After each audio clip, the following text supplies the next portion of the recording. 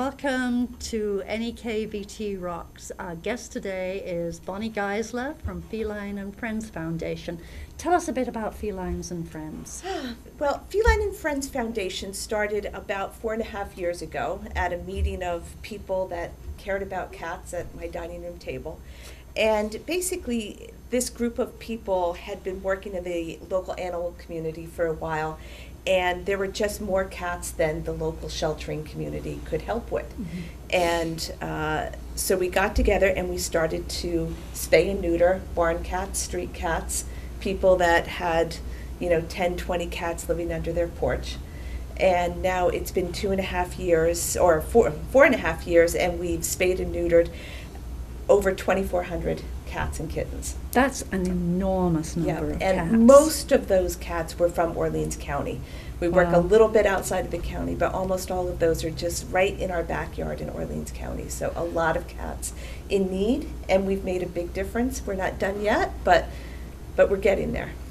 How do cats get to you? I mean, I don't think they pick up their little bags and come and knock on the door and say, "Fix me." How do they get there?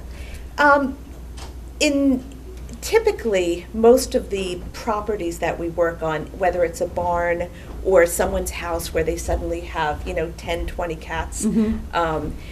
There's always a combination of the super friendly cats that you can pick up and hold and purr mm-hmm. in your lap, and then there's cats that weren't socialized as tiny kittens, so they're called feral cats. Mm-hmm.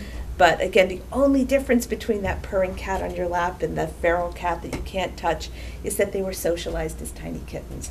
Mm-hmm. So those ones that you can't pick up and put on your lap, our volunteers go in with very specialized humane traps. Mm-hmm. Like the have-a-heart traps? Yeah, they're like have-a-hearts, but they're a little bigger, and there's an opening at both ends. Mm-hmm. So as we trap the cats and we need to hold them while we trap the other cats, our volunteers can go in and safely give them food and mm-hmm. water, during the mm-hmm. 2.5 days that we need to trap. Yeah, so we set the traps with some tuna or haddock or something yummy, and the cats go in, and then we care for them for 2.5 days. We typically take them to our spay and neuter clinic partner that's in Middlesex, VT which is Vermont mm-hmm. Companion Animal Neutering. We drive them down, we unload them, we spay and neuter, we vaccinate them for rabies and often distemper if they're young. We bring them back, and unless it's 20 below, we release them the same day. And they're very happy to be out of the traps. And the farmers and the property owners tell us that when we're done, the cats are sleek and happy, and all of the fighting and yowling and mm-hmm. All those bad mating behaviors go away, and they're peace in the valley. You make it sound like a high-end hotel in some ways, with transportation arranged. It's not that simple. And I mean, you make it sound really easy, and the bits that I know about the organization, it's a lot of hard work and a lot of commitment. Do you have a facility? We don't. We're not a shelter. Right. There's a bunch of great shelters in the area, including Pope Memorial Frontier down mm-hmm. in Orleans, that specialize in adoptions. Yeah. And what we specialize in is spay and neuter. Right. So basically, kind of a flash mob or a pop-up mm-hmm. shelter is what we do. About once a month we go out and we go to a property or a couple properties and collect somewhere between 20 and 40 cats at a time over a 2.5 day period. We take them back to a staging area, which is typically a very nice garage, and we put down a tarp and we care for them with food and water and clean bedding for mm-hmm. those 2.5 days, spay and neuter them, and then that garage turns back to a garage. So it's very, very cost efficient. So the pop-up just disappears. Yep. Pops up. Brigadoon, and it reopens somewhere else. Absolutely. It's an amazing concept. It is, and we cannot take credit for the concept. Everything that we do and everything we've learned is from best practices that are happening all over the country and all around the world. TrapNeuter Return and spay and neuter is the answer, and it's very cost effective, very resource minimal. Right. And it's pretty simple. It's a lot of work, as you say, for right. those 2.5 days of the Intense. trapping. It's Yeah. you know, an intense 2.5 days, but then you're done for that month. How many volunteers do you have? We have about 15 to 20 very active volunteers, and then we have about 20 other volunteers that, you know, are you know, volunteer on specific projects. Or And if somebody wanted to volunteer, what would you tell them, and what would you be looking for? What would they be looking for? we're always looking for new volunteers, and that's one of the challenges that we always have, because Sure.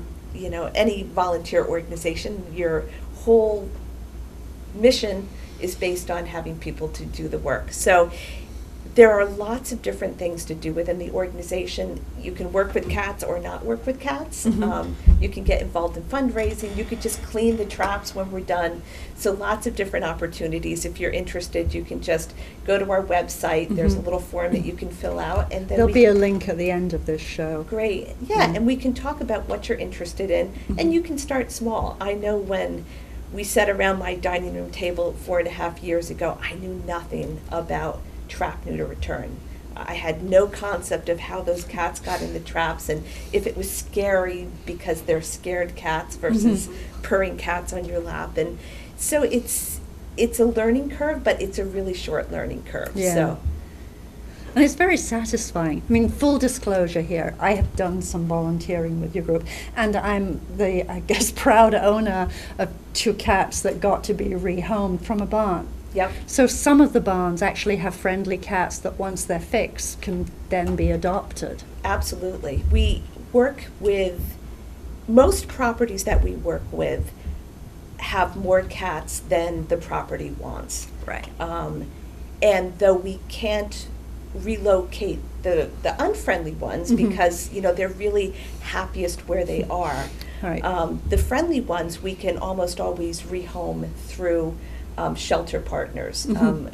In the 4.5 years we've been working, we've rehomed almost 700 cats Wow. through shelter partners. Yeah. We've rehomed almost over 500 with Central Vermont Humane Society in East Montpelier. Mhm. We do some adoptions, but it's really more to people like you that just Mhm. happen to be in the right place in the right time. Right. Um, And go because- wandering onto the farm and say, "Oh, we were looking for 2 more cats," and they said, "Take 20." Yeah, exactly. But shelters really specialize in adoptions, and they do a great Yes. job at it. Yeah, and they check out references and they do all the right things, which is smart. Yep. One of the projects that I know that you've been involved in, and actually that it's others who are volunteering with your group, are the yard sales that I think everybody in the Newport area knows about. Alma Marsh and her yard sales down on Lake Road. Yes, yes. Alma has been doing fundraising yard sales for, I think, the beginning of time, and she does such a fabulous It's job. amazing. Yep, the community knows that she Mhm. does this, so she gets a whole ton of wonderful donated things, and then Right. she and other volunteers kind of go through and organize all Mhm. of those things. And there's a lot that happens between donations and Yeah. all those fabulous things out on her table. Yeah. Yep, and she has a couple more yard sales planned for this year, including her annual famous dollar sale is coming up. But yeah, you know, spaying and neutering and vaccinating these cats and Yeah. paying for the supplies and the gas to transport them, and the, you know, kitten milk replacer when we're hand feeding kittens at 2 Right. o'clock in the morning. All of that does cost money. So, you know, people like Alma and the folks that volunteer at those yard Yeah. sales are a big part of what makes it possible for us to help these cats. I know one of the things I've noticed when I've gone scavenging at Alma's sales, like every other junkie around here, you know, oh, yard sale, is that she makes a deal with people if they bring in cans of cat food, Yes. which is great. It's a great way to get food already that I'm sure you can more than use. Absolutely. Right now, I have 5 foster kittens in my Wow. house. Another foster home has 5 smaller kittens in their house. Mhm. And we have other, all of our foster homes aren't 100% full at the moment, but sometimes they are. You know, I think at a high point, we've had, you know, 30, 40 kittens in foster. Wow. And those kittens, they need their canned food. Our favorites, if I can put a shout out there, are Friskies pate non-fish. Just to get really specific, but they seem to really like the Friskies brand. Kittens do better with pate versus the chunks or those shreddy little things. And fish can be a little hard on their stomach, so the chicken, turkey, they seem to do, their little stomachs do best on that. I'll tell my cats to sort some out and do some sharing. That's great. How about other forms of food that people, the cats, let me back up a second here. A lot of the cats that are in the barns, I presume, are not just self-sustaining, that they are being supplementally fed as well. Yeah, most of the properties that we do, the farmers or the property owners are able to take care of the cats when we leave by themselves. That, you know, they're providing the food and water and shelter on the property. But we do have some exceptions to that, where our group is providing winter shelters with, you know, styrofoam with straw, and then we're providing food on a monthly basis to those properties or farms that need, you know, the food supplemented. So we, you know, buy several hundred pounds of dry cat food a month as well. So big bags of dry cat food are very much appreciated too. So where can people drop off donations? Obviously Alma on Lake Road is one of the places. Where else? Basically you need to call us, because once again we don't have a physical location. So you just need to hook up with one of our volunteers, and we'd be very happy to figure out how to do that with you. What are some of the other ways that people can help? The biggest thing that people can do for cats and dogs in their community is to spay and neuter their own pets. You know, that someday I hope we live in the world where there's a home for every single pet, but the reality is that right now millions of dogs and cats are being euthanized in the United States alone because there's not homes for them. In our community, they're not necessarily being euthanized in a shelter sort of situation, because the shelter in Orleans is an open admission, that they manage how many cats they take in at one time so that they don't euthanize for space. But what happens is, when there's too many cats in the community, or dogs, but mostly cats in this area, is when people get in a bind and they can't get it into a shelter, or something happens very urgently, those cats and dogs get abandoned on a farm or on the streets. And then they become part of this community problem. So spaying and neutering your pets and preventing that next generation is the most important thing. People often tell me that my cat isn't spayed and neutered, but I'm a super responsible pet owner because I always have friends that are willing to take my kittens. And that's great. You know, it's really great. And your friends always have great intentions of getting their kittens that you've given them spayed and neutered, but life happens. You know, that you know, something happens in their life that kitten that you gave them didn't get spayed and neutered. And then that kitten has kittens, and a female cat can have 3 litters a year with an average litter of 3 to 6 years, or 3 to 6 kittens. So if you do the math of 3 litters, 3 to 6 kittens a year, that one kitten that you gave away that didn't get spayed and neutered is the problem. An awful lot of kittens and puppies too. Puppies too. Same thing. Yeah, I mean, when you said that your organization has spayed and neutered more than 2,000, in my head I was attempting to do the math of what that would be exponentially. It is massive. It is mind-boggling. Yeah. And again, spay and neuter is a very effective, resource-efficient way to solve this problem. And people say, well, especially when we started, they say, oh, you're wasting your time, you're never going to solve this problem. There's just too many cats out there. But the reality is that we already really see that difference in the community. We've done huge colonies in Barton, Newport, and North Troy, and people just aren't seeing cats and kittens on the street anymore. The problem is solved in those towns. Any new cats you're seeing are kind of just, you know, new owned cats or new abandoned cats that, you know, that we will help, but the problem in our local community is solved.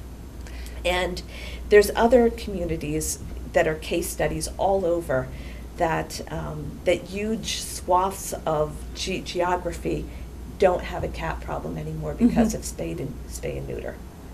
It's amazing. Yep. Yeah. Do you get help from any of the towns? You know, there are a few towns that give us an appropriation as part of their town meeting day, so we really appreciate that. Is that something that's worth putting on agendas for other towns? Absolutely, yeah. Interesting. Yeah.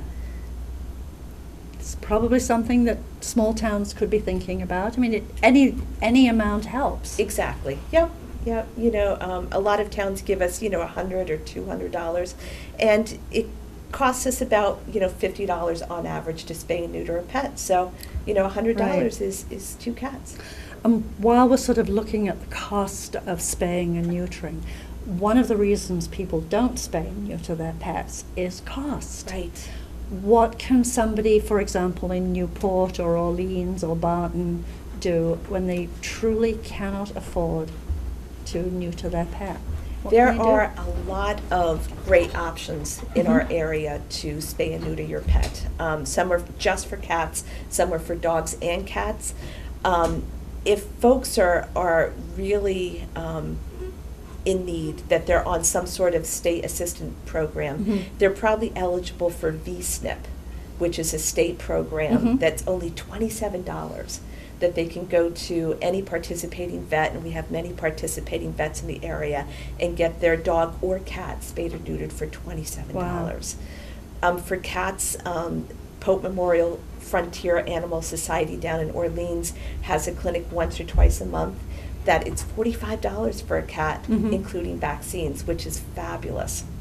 And then there's other resources too. There's the Northeast Kingdom Spay Neuter program that you can give them a call and they'll give you a voucher to help reduce the cost of a spay or neuter for a dog or cat at a local vet. So lots of issues.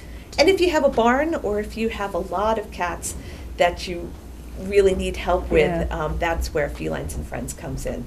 Yeah. Do you have a list of the resources on your website? We do. Perfect. Yeah.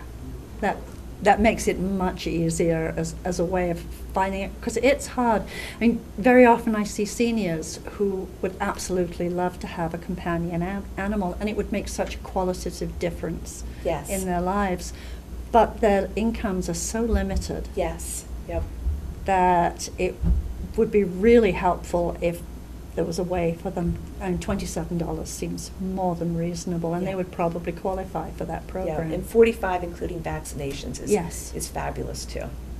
Yeah. Sometimes it's difficult for people here to get their pets to a vet, because as you know, transportation around here is not easy. Yes, yep. And we find that with our Felines and Friends work as well too, is sometimes, you know, people just finding a cat carrier or having a phone with cell service that they can make that phone call to make the spay-neuter appointment can be an obstacle. So, you know, we do our best to help, you know, bridge those gaps where we can as well. Yeah. You're probably filling in many other ways as well as just with spaying and neutering that you don't even think about because it's automatic.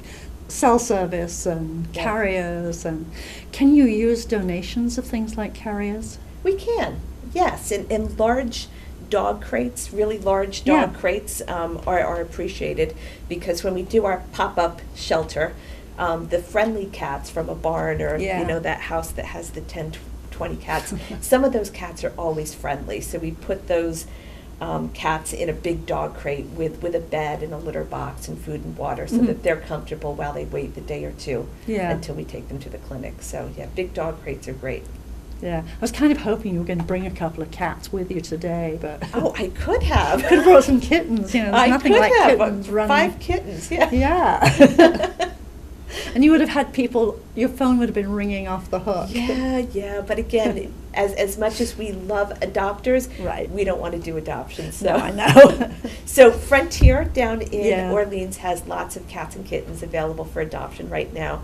Though they haven't been super full, in the last year or so, we're in the peak of kitten season, and they've helped in some urgent situations in Lamoille County recently, and they helped with that urgent situation in Franklin County when the shelter closed there.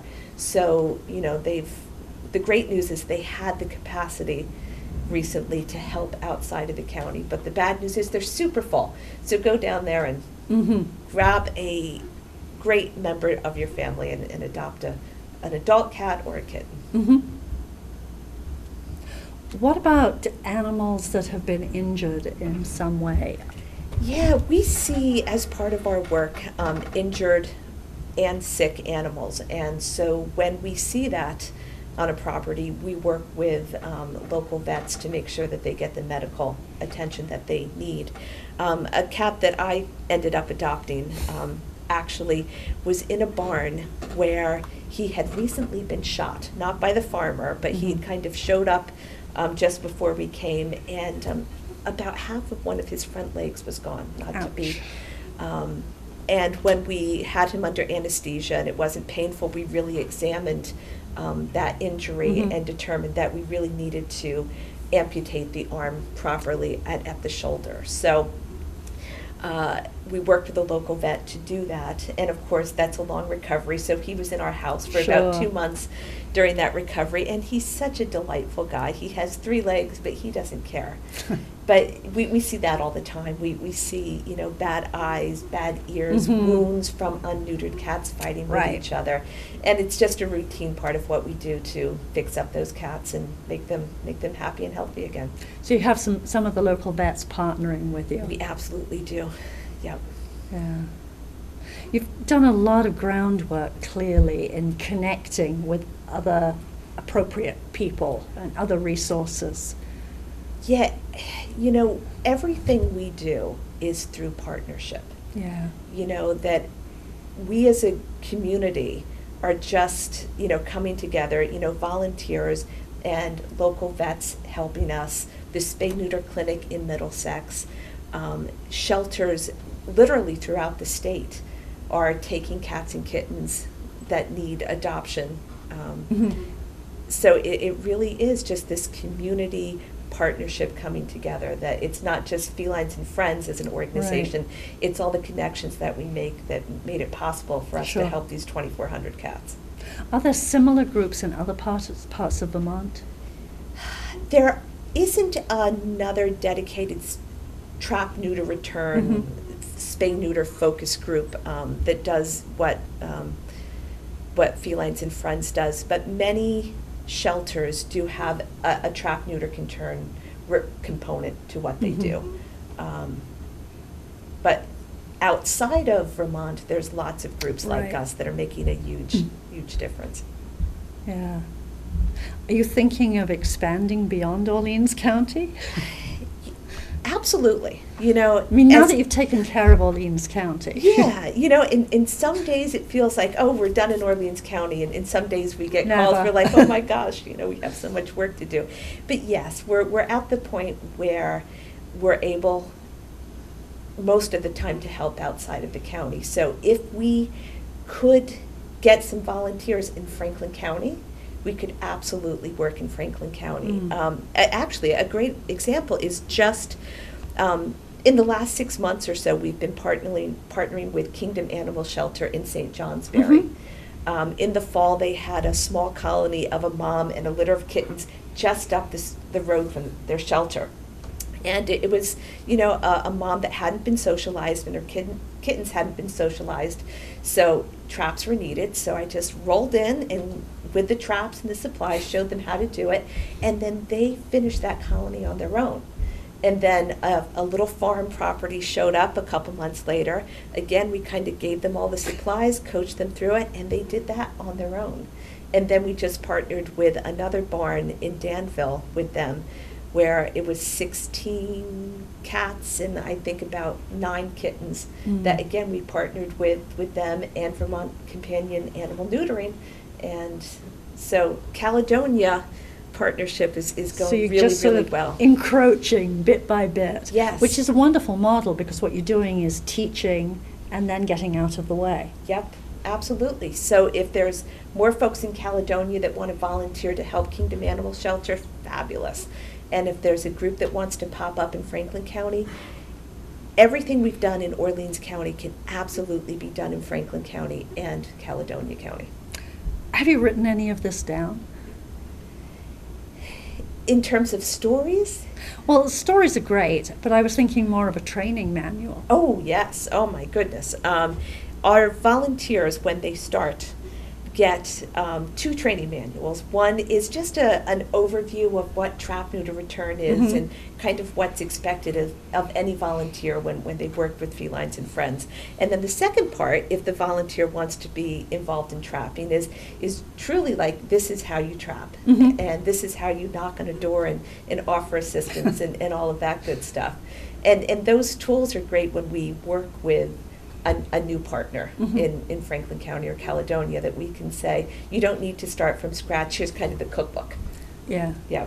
So if you combined those 2 manuals with a third one, which was really about how to start the foundation part, Yeah. the organizational part, you'd have a wonderful book there. Yeah, yeah. But, that book's already written. Is it? It really is. That, most of the stuff that's in my handbook, I blatantly stole, I give credit for, from Neighborhood Cats, which is Yeah. a super successful book group from the New York City area that's nationwide now, and also Alley Cat Allies, which Right. is a nationwide organization. So yeah, in terms of TrapNeuter Return, nothing needs to be reinvented. There's best practices that absolutely work that we shamelessly steal.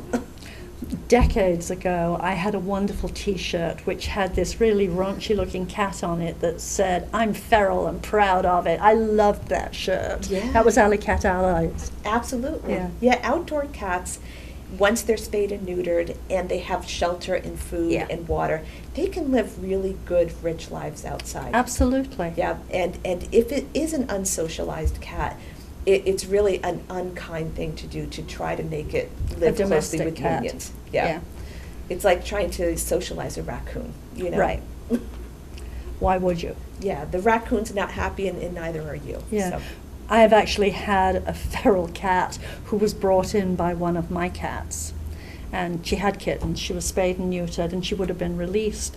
But she was sick for a while, and then she stayed because of the other cat. Yep. But she came and went as she pleased. I mean, we did not try and make her an indoor cat. Yep. And she stayed with him as opposed to with us. We Yep. fed her. Yeah. But we knew where our boundaries were. Yep. And we respected them. Yeah. Or else. Yeah, and there's always those lovely stories of a cat that wasn't socialized, that somehow becomes social. And Right. those are the great exceptions, and I love those stories. Yes. But for the most part, as Doesn't your happen. Didn't happen. experience was that, she would tolerate humans, but she didn't want to live really closely. Right. So you gave her that space to do Exactly. it, which is perfect. We would have been missing fingers if we tried it the other way. Yeah, they're scared. Yeah, absolutely. Yeah, it's and not they that know they're- how to set boundaries. Cats are wonderful. They really know where the limits are Yep, and how not to get pushed around. yep, yep. So, couple of final words. What would you like people to know, just as a sort of passing last word, because we're about out of time? Okay, well, I think I really just want to say how grateful I am to all the partners that we've worked with and all the volunteers that have been part of this, and all the landowners and property owners and farmers that, when we're done with helping them spay, neuter, and vaccinating their pets, it's those people in our communities, the farmers and those caretakers that are there, 365 days out of Right. the year, caring for these cats. So those are really the heroes in our community, and we're really fortunate and grateful that we're able to help them. That's great. Well, thank you for Felines and Friends, and thank you for coming. I've seen a lot of the work that you've done. It's fabulous. Yeah, it's great to see. Thank you. Yeah. And thank you for coming on here.